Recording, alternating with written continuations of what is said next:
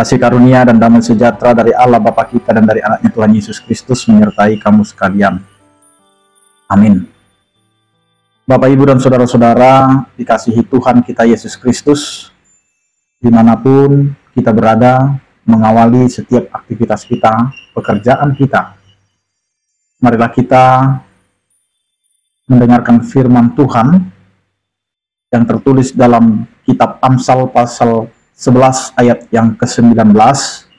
Demikianlah dikatakan, siapa berpegang pada kebenaran yang sejati menuju hidup, tetapi siapa mengejar kejahatan menuju kematian. Demikian firman Tuhan. Bapak, Ibu, dan saudara-saudara, kehidupan kita adalah kehidupan menuju kepada kebenaran Allah. Karena ketika kita dilayakkan untuk hidup, sesungguhnya kita hendaklah hidup untuk Tuhan, bukan untuk diri kita, bukan untuk manusia, bukan untuk orang-orang sekitar kita, tetapi untuk Tuhan. Maka apa yang kita lakukan, apa yang kita perbuat, hendaklah seturut dengan kehendak Allah. Karena kebenaran itu bukanlah kebenaran manusia, tetapi kebenaran Allah.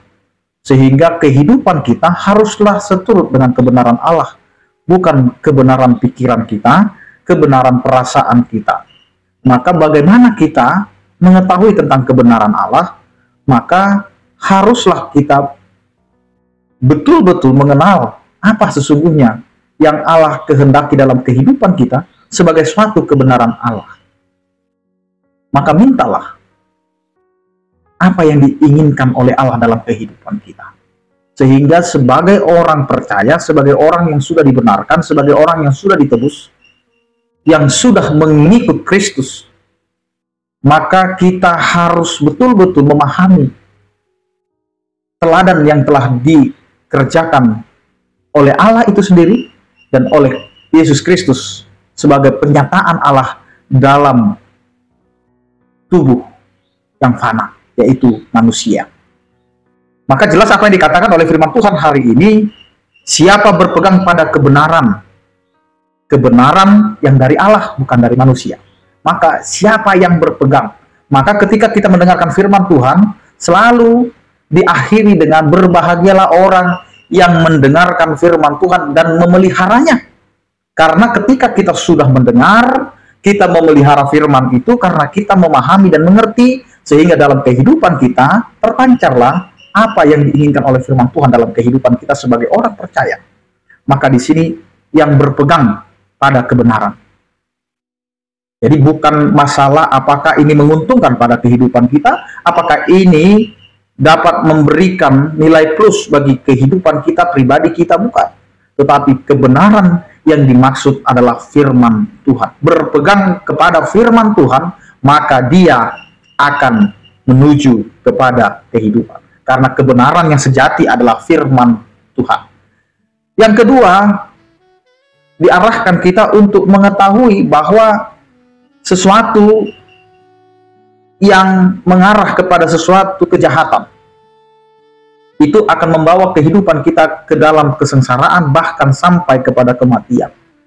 Ingatlah Bapak, Ibu, dan saudara-saudara, ketika kita disinggahi oleh hal-hal yang jahat, maka kita tidak akan pernah merasakan yang namanya sukacita, damai sejahtera, ketenangan, kenyamanan, dan keamanan.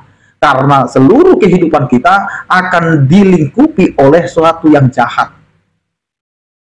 Ketika kejahatan itu nyata di hadapan kita, ketika kejahatan itu berada di tengah-tengah lingkungan kita, maka hidup kita juga tidak akan tenang dan nyaman. Maka pikiran kita itu akan selalu memikirkan tentang kejahatan. Bayangkan saja ketika di tengah-tengah lingkungan rumah kita itu banyak orang jahat, maka untuk keluar rumah pun kita pasti akan takut.